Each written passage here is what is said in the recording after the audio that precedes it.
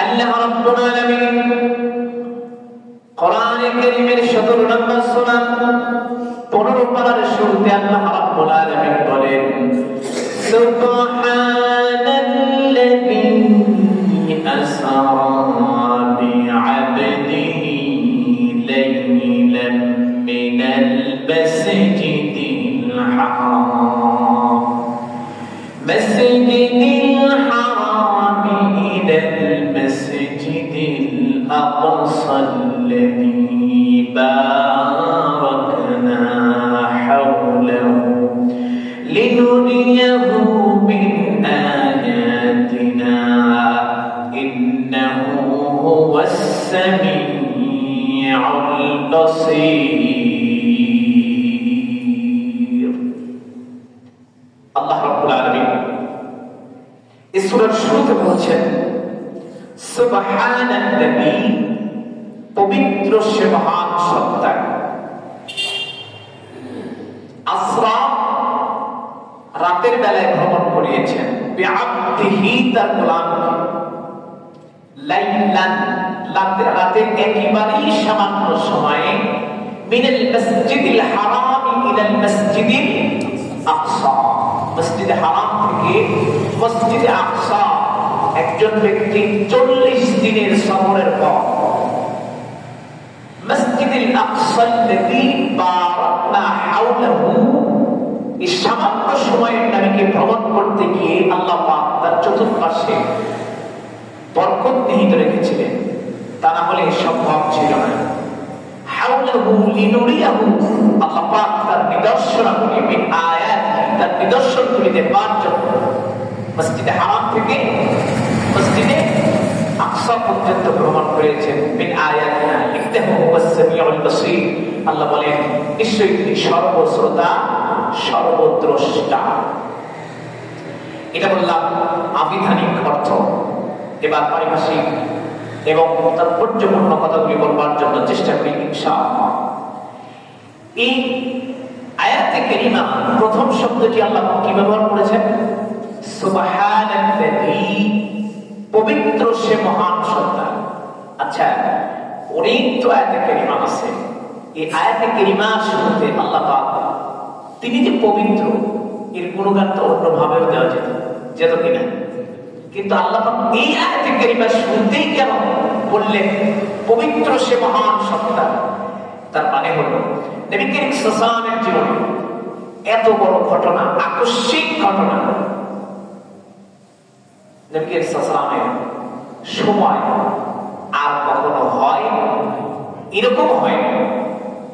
মসজিদে হারাম থেকে মসজিদে আকসা 40 দিনের পর, সেখান থেকে নিয়ে শুরু করে আরশে আজিম মহাশূন্য পাড়ি দিয়ে প্রথম আসমানকে পাড়ি দিয়ে এর মাঝে যে কত গ্যাপ তুলনা নেই। সেই গ্যাপগুলিকে পাড়ি দিয়ে দ্বিতীয় তৃতীয় চতুর্থ পঞ্চম ষষ্ঠ সপ্তম আসমানকে পাড়ি দিয়ে সিদরাতুল মুনতাহা পর্যন্ত ফেরেশতার সঙ্গে গেছেন। এরপরে সেখান থেকে আরশে আজিমে গিয়ে আল্লাহ পাকের সঙ্গে সাক্ষাৎ করেছেন। রাতের একেবারেই কি সামান্য সময়। এটা যদি আশ্চর্যজনক একটা বিষয় না হতো তাহলে হয়তো আল্লাহ এই আয়াতে কারিমা শেষে সুবহানাল্লাযী শব্দটি ব্যবহার করতেন না। তার কারণ নবীজি এসে যখন মানুষকে কথা বলবেন, কিছু মানুষ যে তাকে পাগল বলবেন, আল্লাহ পাককে গালিগালাজ করবেন, অস্বীকার করবেন, এটা আল্লাহ পাকের চাইতে ভালো কেউ আর জানে না। এই জন্য আল্লাহ রাব্বুল আলামিন আয়াতে কারিমার শুরুতেই বলতেছেন তোমরা যে দোষগুলি মুহাম্মদ সাল্লাল্লাহু আলাইহি ওয়াসাল্লামের ধরবে, আমার বান্দারা যে দোষগুলি মুহাম্মদ সাল্লাল্লাহু আলাইহি ওয়াসাল্লামের উপরে চাপাবে, আল্লাহ পাককে যে দোষগুলি তোমরা দেবে, ওই সমস্ত দোষ ত্রুটি থেকে আল্লাহ পাক মুক্ত করেন। সুবহানাল্লাহ। এজন্য আল্লাহ পাক আয়াতে কারিমার শুরুতে সুবহানাল্লাযী পবিত্র সে মহান সত্তা এই কথাটি আল্লাহ পাক ব্যবহার করেছেন যে তোমরা যা বলবে এর থেকে আল্লাহ মুক্ত, পবিত্র, পূত মুক্ত। এরপরে বলেছেন আসরা, রাতের বেলায় ভ্রমণ করিয়েছেন। আসরা শব্দের অর্থ কি? রাতের বেলায় ভ্রমণ। আসরা শব্দের অর্থ রাত্রিকালীন ভ্রমণ। এখানে আসরা শব্দ তাহলে আবার লাইলান ব্যবহার করলেন কেন? আসরা শব্দের অর্থই হচ্ছে রাত্রিকালীন ভ্রমণ, তাহলে লাইলান বললেন কেন? তার কারণ হলো, এর সিগনিফিকেন্স হলো, এর তাৎপর্য হলো যে আল্লাহ সুবহানাহু ওয়া তাআলা রাতের এতটা সামান্য সময় আল্লাহ পাক তার হাবিবকে 27 বছরের জিন্দেগি পাড়ি দিয়েছেন, যেটা একটি মিরাকেল ছাড়া আর কিছুই নয়। আল্লাহ রাব্বুল আলামিন এজন্য আসরা বিআবদিহি লাইলান, আসরা রাতের বেলায় ভ্রমণ করিয়েছেন, বিআবদিহি তার গোলামকে, লাইলান রাতের সামান্য সময়। রাতের সামান্য সময় কতটুকু? আসুন একটু বুঝবার জন্য চেষ্টা করি। আল্লাহ রাব্বুল আলামিন কোরআন কারীমের ভিতরে বলেন, وَلَنَبْلُوَنَّكُمْ بِشَيْءٍ مِّنَ الْخَوْفِ وَالْجُوعِ وَنَقْصٍ مِّنَ الْأَمْوَالِ وَالْأَنفُسِ وَالثَّمَرَاتِ وَبَشِّرِ الصَّابِرِينَ। আল্লাহ রাব্বুল আলামিন এই আয়াত কারিমার ভিতরে বলছেন, وَلَنَبْلُوَنَّكُمْ بِشَيْءٍ, আমি মানুষদেরকে পরীক্ষা করব ছোট্ট ছোট্ট জিনিস দিয়ে। কি দিয়ে? ছোট ছোট জিনিস। আল্লাহ পাক বলেন এত ছোট, তার সাথে ছোট আর মনে হয় না আল্লাহ পাকের কাছে। আল্লাহ পাকের কাছে সেই ছোট জিনিস কি? শাইউম মিনাল খাউফ, আমি মানুষদেরকে পরীক্ষা করব ভয় দিয়ে। আমার বন্ধুগণ, এই পৃথিবীতে ভয়ের চাইতে বড় জিনিস আর একটাও নাই। সবচেয়ে বড় জিনিস ভয়। মানুষের যদি ভয় না থাকতো তাহলে এই দুনিয়া এ পর্যন্ত টিকে থাকতে পারত? মানুষের যা স্বভাব সময় সময় হয়ে যায় হিংস্র জানোয়ারের চাইতে কি নিকৃষ্ট হয়ে যায়। যদি ভয় না থাকতো তাহলে দুনিয়া থাকতো না। যদি ভয় না থাকতো মানুষ কোনো কাজকর্ম করতো না। কিসের ভয়? ক্ষুধার ভয়, পোশাক পরিচ্ছেদের ভয়, অপমানের ভয় ইত্যাদি ভয় যদি না থাকতো মানুষ কোনো কিছু করতো না। আল্লাহ পাকের কাছে এটা সবচেয়ে সামান্যতম জিনিস, ছোট জিনিস, একেবারে নিকৃষ্টতম জিনিস। মিনাল খাউফ ওয়াল জুর, ক্ষুধা যেটা বললাম, ওয়া নাকসিম মিনাল আমওয়াল, সম্পদকে কমিয়ে দিয়ে আমি তোমাদেরকে পরীক্ষা করব, ওয়াস সামারা, ফসল ফলাদি দিয়ে আমি তোমাদেরকে কি পরীক্ষা করব। আল্লাহ পাক বলেন এগুলো সামান্য জিনিস, ছোট জিনিস। আল্লাহ পাক বলেন কুল মাতা'উদ দুনিয়া কালিলুন ওয়াল আখিরাতু খায়রুন লিমান ইত্তাকা। আল্লাহ বলেন আখিরাতের তুলনায় দুনিয়াতে যা কিছু আছে একেবারেই নগণ্য, কোনো মূল্য নাই।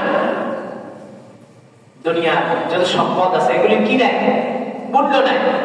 আল্লাহ পাক এর আগে আপনাদেরকে বলেছি, আসমানগুলি আল্লাহ পাক যেভাবে সাজিয়েছেন, কোনটা তামা দিয়ে, কোনটা লোহা দিয়ে, পৌরত্ব 500 বছরের কি পথ, এর চতুর্দিকে ব্যাস যদি আপনারা একটু খেয়াল করেন তাহলে কত লোহা আল্লাহ পাক আসমানে রেখেছেন, কত রূপা রেখেছেন, কত সোনা রেখেছেন, কত মারওয়ারিদ রেখেছেন, কত লালিয়া, কত পাথর রেখেছেন, যার কোনো হিসাব নাই। আমাদের কাছে নাই, যা আছে আমাদের কাছে অনেক মূল্যবান মনে হয়, কিন্তু আমাদের ধরাছোঁয়ার বাইরে যেটা রেখেছেন, এই মহাশূন্যের ভিতরে রেখেছেন, তার কত দাম আল্লাহ সুবহানাহু ওয়া তাআলার কাছে। এর চাইতে কত কত দামি দামি জিনিস আল্লাহ পাক তার কাছে রেখে দিয়েছেন। সুবহানাল্লাহ বলবেন না? এই জন্য আল্লাহ বলেন আখিরাতের তুলনায় দুনিয়ার সব কিছু মূল্যহীন, কোনো মূল্য নাই, এর কোনো দাম নাই, মূল্য নাই। আমার বন্ধুগণ, আল্লাহ রাব্বুল আলামিনের জন্য আমাদেরকে জানিয়ে দিয়েছেন যে আল্লাহ পাক বলেন আমি তোমাদেরকে পরীক্ষা করব ছোট্ট ছোট্ট জিনিস দিয়ে। সেগুলি কি? সেগুলি হলো ভয়, সেগুলো হলো ক্ষুধা, সেগুলি হলো তোমাদের সম্পদ, সেগুলি হলো তোমাদের ফসল। এগুলি আমি তোমাদের ছোট্ট ছোট্ট জিনিস দিয়ে পরীক্ষা করব। আর এখানে আল্লাহ পাক বলেন আসরা বিআবদিহি লাইলান, রাতের সামান্য সময়ে তোমাদেরকে আমি ভ্রমণ, আমার হাবিবকে আমি ভ্রমণ করিয়েছি। সামান্য সময় কতটুকু? আল্লাহ রাসূল বলেছেন আমি মেরাজ করেছিলাম, যেই জায়গাতে ওযু করেছিলাম, আমি মেরাজ থেকে এসে দেখি ওযুর পানি তখনও সেখানে গড়ায়। সুবহানাল্লাহ। আচ্ছা, বালু মাটির উপরে পানি গড়াইতে কয় মিনিট সময় লাগে বলেন? কয়েক সেকেন্ড। মিনিট বলেন নাই, কয়েক সেকেন্ড। এই এতটুকু সামান্য সময়ের ভিতরে আল্লাহ তাআলা হাবিবকে 27 বছরের সময় পার করে দিয়েছে। এটা যদি মানুষকে বলে বিশ্বাস করবে? বিশ্বাস করতে কি সহজে চাইবে? চাইবে না। এজন্য আল্লাহ পাক আয়াতের শুরুতে সুবহানাল্লাযী, পবিত্র সে মহান সত্তা শব্দটি ব্যবহার করেছেন। আমার বন্ধুগণ, আরেকটি বর্ণনায় বলা হয়েছে আল্লাহ রাসূল সাল্লাল্লাহু আলাইহি ওয়াসাল্লাম মেরাজ থেকে এসে যে ঘর থেকে বের হয়েছিলেন, সেই ঘরের শিকল আল্লাহর নবীজি বলেছেন নাকি সেই ঘরের শিকল তখন পর্যন্ত নড়তেছিল। একটা শিকল কতক্ষণ নড়তে পারে? 1 মিনিট কি নড়বে? এতটুকু সামান্য সময় আল্লাহর রাসূল প্রমাণ করেছেন মসজিদে হারাম থেকে মসজিদে আকসা একজন ব্যক্তির 40 দিনের সফরের পর, এরপরে সেখান থেকে প্রথম আসমান, দ্বিতীয়, তৃতীয়, চতুর্থ, পঞ্চম, ষষ্ঠ, সপ্তম আসমান পর্যন্ত ভ্রমণ করেছেন। এটা চারটেখানি কথা নয়, কেউ সহজে বিশ্বাস করতে চাইবে না। আল্লাহ নবী যখন মেরাজ থেকে এসে নামাজ আদায় করতেছিলেন, নামাজ আদায়ের পর যখন আল্লাহ রাসূল সাহাবীদেরকে নিয়ে বসে কথা বলে শোনাচ্ছিলেন, মসজিদে হারাম থেকে মসজিদে আকসা পর্যন্ত ভ্রমণ করেছি রাতের একেবারে সামান্য সময়। আমাদেরকে তো আপনাদেরকে বোঝাতে হয় লাইলাত মানে কি, কিন্তু সৌদি আরব বা আরব ভাষাভাষী মানুষেরা যারা আছে এদেরকে কি এটা বোঝানোর দরকার আছে? ওরা এমনিতেই বুঝবে কি লাইলাত মানে রাতের কি একেবারে সামান্য সময়। আমরা যদি বলি সামান্য থেকে সামান্য, তাহলে আপনাদের বুঝতে কি কষ্ট হবে? তো লাইলাত মানে ওরা বুঝে ফেলেছে। এটা শোনা মাত্র সব কানা ঘোষা শুরু করে দিয়েছে। মুহাম্মদ সাল্লাল্লাহু আলাইহি ওয়াসাল্লামের প্রেম যাও বা ভালো ছিল, আজ থেকে তা সব শেষ হয়ে গেছে। সবার প্রথম চান্স নিয়েছেন তার সবচেয়ে কাছের বন্ধুকে হযরত আবু বকর সিদ্দিক রাদিয়াল্লাহু তাআলা আনহুকে চান্স নিয়েছেন। আবু জেহেল রাসূল করিম সাল্লাল্লাহু আলাইহি ওয়াসাল্লাম এর কথা তার কানে সবার প্রথম পৌঁছায় দিয়েছেন। ডেকে ডেকে বলতেছেন, আবু বকর বাড়িতে আসো। বলে কে? বলে আমি আবু জেহেল। তখন তো তিনি আবু জেহেল না, তখন তিনি আবুল হেকাম। কি না? কোরআনের বিরুদ্ধে যাওয়ার কারণে তার পরিচয় হয়েছে কি আবুল হক। আবু জেহেল ছিল জ্ঞানের পিতা, হয়ে গেছে মূর্খের পিতা। আবু জেহেল আবু বকর রাদিয়াল্লাহু তাআলা আনহু ডেকে বলছেন, আবু বকর শুনেছো? বলে কি? তখন বলতেছে, মুহাম্মদ সাল্লাল্লাহু আলাইহি ওয়াসাল্লাম তোমার বন্ধু, তার প্রেম যাও বা ভালো ছিল, আজকে থেকে তা সব শেষ হয়ে গেছে। কেন? তিনি বলছেন আজকে রাতের একেবারে সামান্য সময়, আজকে রাতে, শুনতেছেন, আজকে রাতের একেবারে সামান্য সময়ে সে নাকি মসজিদে হারাম থেকে মসজিদে আকসা ভ্রমণ করেছে। সেটা হলে তার একটা মনে হয় মানান একটা কথা ছিল, সেখান থেকে নাকি সাত আকাশ পাড়ি দিয়ে আরশে আজিমে ভ্রমণ করে আল্লাহ পাকের সঙ্গে নাকি সাক্ষাৎ করেছে। হযরত আবু বকর রাদিয়াল্লাহু তাআলা আনহু বলছেন, আবু জেহেল বলে কি আমার রাসূল কি কথা বলেছেন? আবু জেহেল বলছে, আমি নিজ কানে শুনে এসেছি মুহাম্মদ সাল্লাল্লাহু আলাইহি ওয়াসাল্লাম এখনো সেখানে বসা। হযরত আবু বকর রাদিয়াল্লাহু তাআলা আনহু বলেন, আবু জেহেল, আমার নবী যদি এই কথা তোমাকে বলে থাকে, তাহলে তোমাকে আমি গ্যারান্টি দিয়ে বলতে পারি আমার নবী যা বলেছে সত্য বলেছে। আবু বকর রাদিয়াল্লাহু তাআলা আনহু চলে গেলেন, বিশ্ব নবীর কাছে গিয়ে বলছেন, ইয়া রাসূলুল্লাহ, আপনি কি এরকম কথা নাকি বলেছেন? আপনি মসজিদে হারাম থেকে মসজিদে আকসায় পরে আরশে আজিম ভ্রমণ করেছেন রাতের সামান্য সময়ের ভিতরে, তাও নাকি আজকে রাতে। আল্লাহ নবী আবু বকরের কথাই বললেন, আবু বকর অবশ্যই আমি আজকে রাতের যে ঘটনা তুমি শুনতে পেয়েছ, অবশ্যই আমার আজকে রাতে ঘটনা ঘটেছে। হযরত আবু বকর রাদিয়াল্লাহু তাআলা বলেন, ইয়া রাসূলুল্লাহ, আমার মনের ভিতরে এতটুকু সন্দেহ পোষণ করি না, আমি আদি অবশ্যই বিশ্বাস করি আপনি যে মেরাজ করেছেন অবশ্যই আপনার মেরাজ ঠিক হয়েছে। বিশ্বনবী ওই দিন তাকে খেতাব দিয়ে দিলেন, আবু বকর তুমি তো শুধু আবু বকর নয়, আজ থেকে তোমার নাম আবু বকর সিদ্দিক রাদিয়াল্লাহু তাআলা। সেদিন থেকে হযরত আবু বকরের নাম সিদ্দিক আকবরে পরিণত হলো। আমার বন্ধুগণ, আবু বকর রাদিয়াল্লাহু তাআলা ঘোষণা দিলেন, রাসূল এই কথা বললেন, মসজিদে হারাম থেকে মসজিদে আকসা পর্যন্ত ভ্রমণ করিয়েছেন। এই কথা সত্য। রাসূল একের পর এক হাদিস বর্ণনা করেছেন। মসজিদে হারাম থেকে মসজিদে আকসা পর্যন্ত ভ্রমণ করিয়েছেন। এরপরে আল্লাহর নবী যখন ভ্রমণ করেন, তার চতুর্দিকে রহমত নিহিত ছিল। আল্লাহ নবীর নবীজিকে তিনজন ফেরেশতা এসে আল্লাহর নবীকে ঘুম থেকে জাগ্রত করেছেন। বর্ণনায় কোন কোন বর্ণনায় এসেছে তিন রাত পর পর এসেছেন। তৃতীয় রাতে ঘটনাটি ঘটেছে। আল্লাহ নবী বাইতুল্লাহে শুয়েছিলেন, কোন কোন বর্ণনায় হাতিমে ঘুমিয়েছিলেন।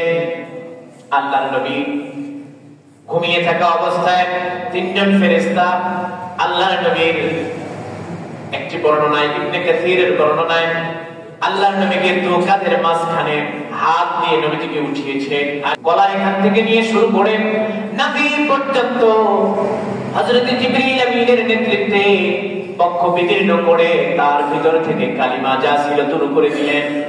এরপরে তার ভিতরে নূর, আলো, হেদায়েত, রহমত, বরকত যা দরকার ছিল সবগুলি তার ভিতরে ঢুকিয়ে দিলেন।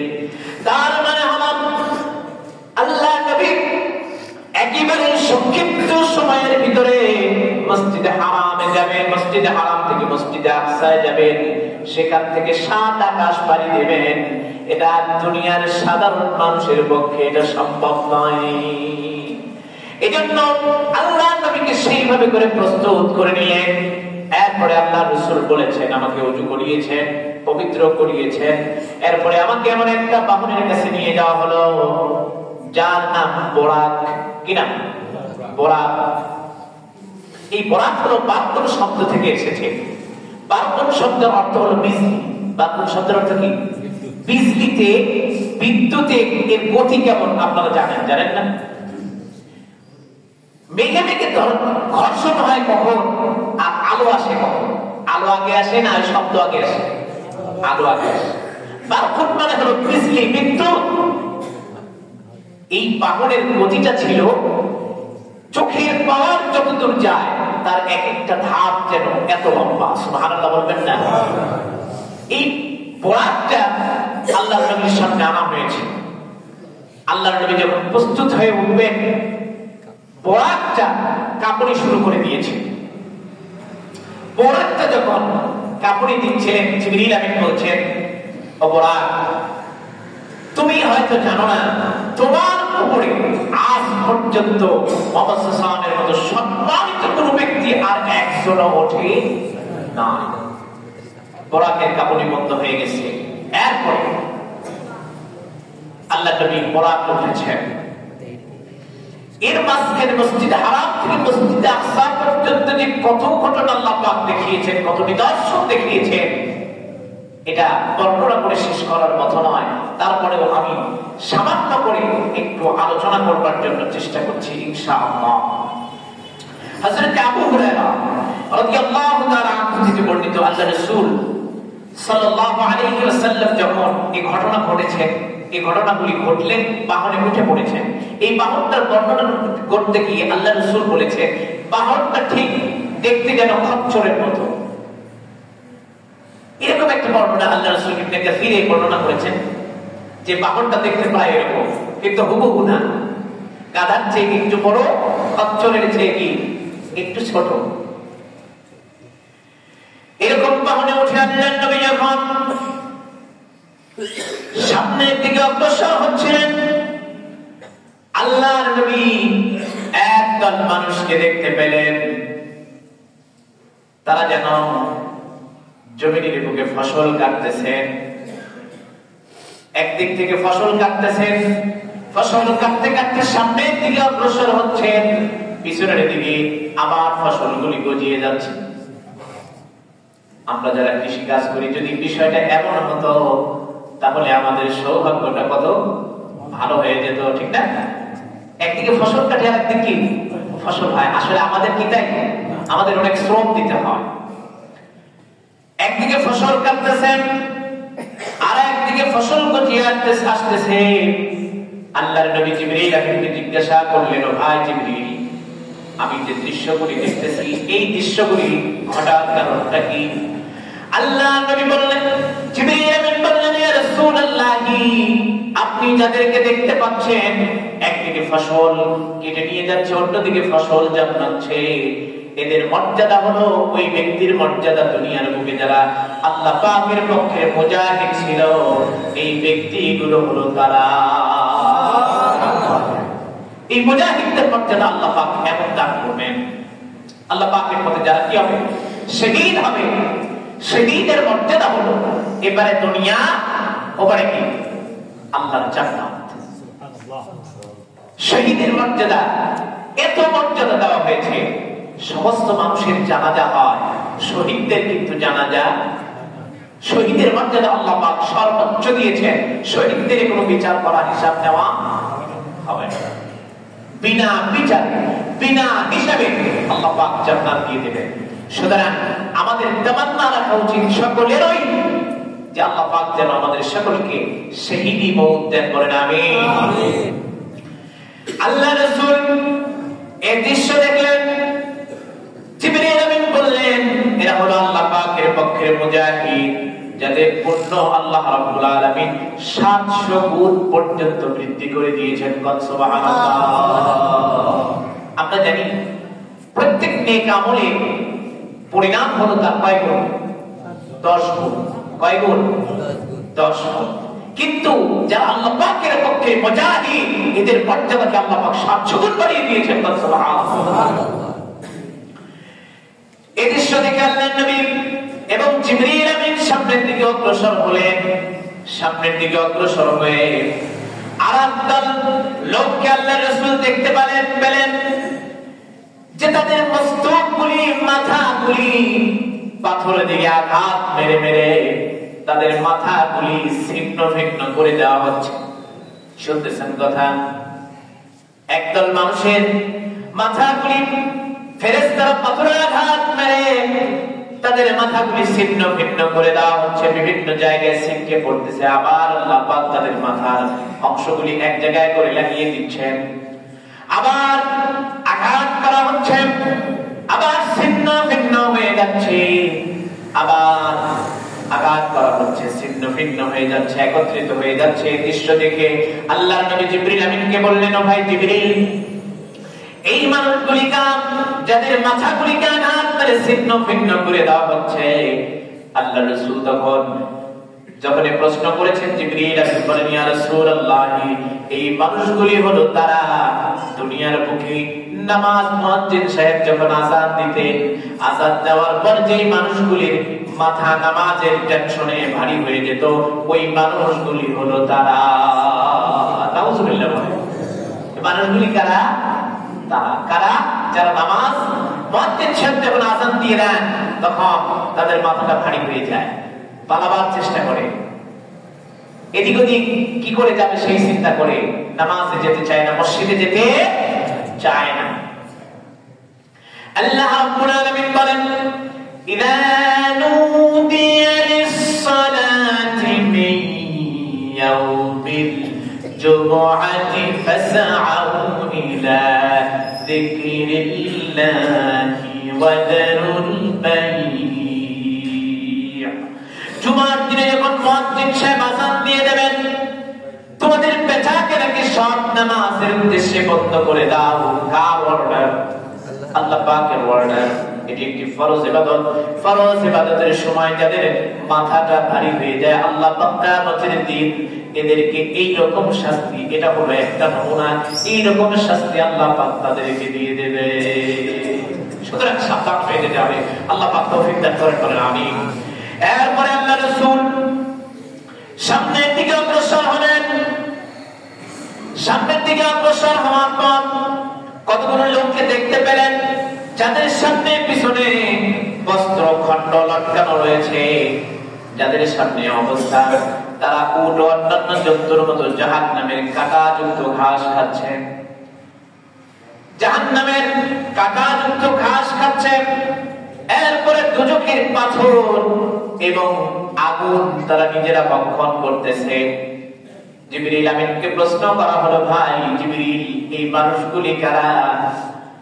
জিবরিল আমিন তখন বলেন, ইয়া রাসূলুল্লাহ, এই মানুষগুলি হলো তারা যারা দুনিয়ার জিন্দেগিতে বসবাস করার সময় যাদের উপরে যাকাত ফরজ হয়ে গিয়েছিল, যাকাত ঠিকঠাক মতো আদায় করে নাই, এই মানুষগুলি হলো তারা।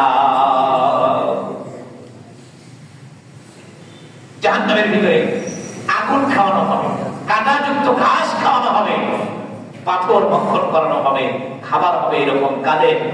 যারা যাকাত ঠিকঠাক মতো দেয় না। যাকাতের যে মাল, এ মাল কি আপনার? এ মাল কি কার? এ মাল হচ্ছে গরিবের হক, ৮ শ্রেণীর মানুষের হক। যাকাত আদায়ের খাত কয়টা? ৮টা খাত। এই ৮টা খাতে যাকাতের অর্থ ব্যয় করতে হবে।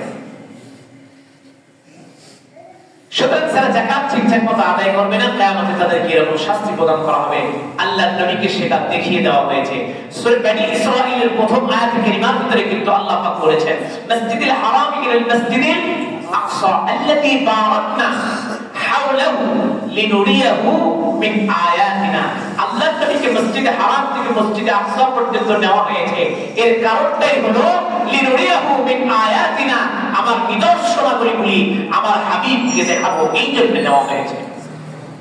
আল্লাহর নবীকে এই দৃশ্যগুলি একের পর এক ধারাবাহিকভাবে দেখানো হচ্ছে। আল্লাহর নবী এসে আমাদেরকে বর্ণনা করেছেন যাতে করে আমরা কি হই? সতর্ক হই। আমরা ভয় পাই জাহান্নামের আগুন থেকে ভয় পেয়ে জান্নাতের দিকে আমাদের মনটাকে অগ্রগামী করতে পারি। সেজন্য আল্লাহর নবী আমাদেরকে তথ্যগুলি জানিয়ে দিয়েছে। আমার বন্ধুগণ, এরপরে আল্লাহর নবী যখন আরো সামনের দিকে অগ্রসর হলেন, সামনের দিকে অগ্রসর হয়ে আল্লাহর নবী দেখতে পেলেন একটা জায়গায় আল্লাহর নবী লক্ষ্য করতেছেন, এক জায়গায় একটা ট্যাক্সির ভিতরে ভালো গোশত, সুস্বাদু সুন্দর সুঘ্রাণ বের হচ্ছে, এরকম গোশত রান্না করা রয়েছে। আরেক জায়গায় পচা দুর্গন্ধযুক্ত খাবার রয়েছে। কিছু কিছু মানুষ, আল্লাহর নবী লক্ষ্য করলেন, কিছু মানুষ ওই সুন্দর সুস্বাদু খাবারগুলি না খেয়ে ওই পচা দুর্গন্ধযুক্ত খাবারগুলি ভক্ষণ করতেছেন। আল্লাহর নবী জিবরিল আমিনকে বললেন, ভাই জিবরিল, এই মানুষগুলি কারা? মানুষ তো সবসময় ভালোটা চায়। মানুষ সবসময় কি চায়? অবশ্যই ভালো এবং সুন্দরের চাহিদা মানুষের আছে না নাই? আছে। সবসময় সুন্দরকে মানুষ পছন্দ করে। আল্লাহর নবী বললেন, ভাই জিবরিল, এই মানুষগুলি কারা? যারা সুস্বাদু খাবার দেখে পচা দুর্গন্ধযুক্ত খাবার খাচ্ছে, এই মানুষগুলি কারা? জিবরিল আমিন বললেন, ইয়া রাসূলুল্লাহ, এই মানুষগুলি হলো তারা দুনিয়ার জীবনে হালাল স্ত্রী থাকার পরেও পরনারীর দিকে যারা গমন করেছে, এই মানুষগুলি হলো তারা যারা পরকীয়ায় লিপ্ত হয়ে গেছে পুরুষেরা। এই পুরুষগুলি হলো ওই পুরুষেরা যারা সুস্বাদু খাবার দেখে পচা দুর্গন্ধযুক্ত খাবার তারা ভক্ষণ করতেছে। আর যে নারীগুলিকে আপনি দেখতে পেলেন, ইয়া রাসূলুল্লাহ, এই নারীগুলি হলো তারা যারা হালাল স্বামী থাকার পরেও, হালাল স্বামী থাকার পরেও ওই নারীগুলি অন্য পুরুষ নিয়ে পরকীয়ায় লিপ্ত হয়ে গেছে। ওই মানুষগুলি, ওই মহিলাগুলি হলো তারা। নাউযুবিল্লাহ বলেন। ইয়া রাসূলুল্লাহ, এই মানুষগুলিকে আল্লাহ পাক কিয়ামতের দিন যেমন শাস্তি দেবেন, যারা পরকীয়ায় লিপ্ত হয়ে গেছে, মানে ভালো জিনিস থেকে খারাপ জিনিস পছন্দ করে, আল্লাহ পাকের কাছে পরনারীর দিকে তাকানো কি জায়েজ করেছেন? আল্লাহ পরপুরুষের দিকে তাকানো কি জায়েজ করেছেন? قل للمؤمنين يغضوا من أبصارهم ويحفظوا فروجهم। নবী আপনি মুমিন বান্দাদেরকে বলে দেন তারা যেন তাদের চোখটাকে পরনারী থেকে নিম্নগামী করে রাখে। পুরুষের জন্য বলেছেন, নারীদের জন্য আল্লাহ পাক বলেছেন قل للمؤمنات يغضضن من أبصارهن ويحفظن فروجهن। আপনি মুমিনা বান্দীদেরকে বলে দেন তারা যেন পরপুরুষ থেকে তাদের চোখটাকে নিম্নগামী করে রাখে। অর্থাৎ এটা কি অবৈধ ঘোষণা করা হয়েছে। আর অবিবাহিত হইলে একটা শাস্তি, বিবাহিত হইলে কি দুর্নীতি আরেকটা শাস্তি। অবিবাহিত হইলে বেত্রাঘাত, বিবাহিত হইলে কি মৃত্যুদণ্ড। সুতরাং এরকম কাজ যারা করবেন কিয়ামতে এরকম শাস্তির নমুনা আল্লাহ দিয়েছেন। শাস্তি দিয়ে এরকমই দেবেন, আল্লাহ পাক এর চেয়ে ভয়ানক ভয়ানক শাস্তি দিতে পারেন না? পারেন?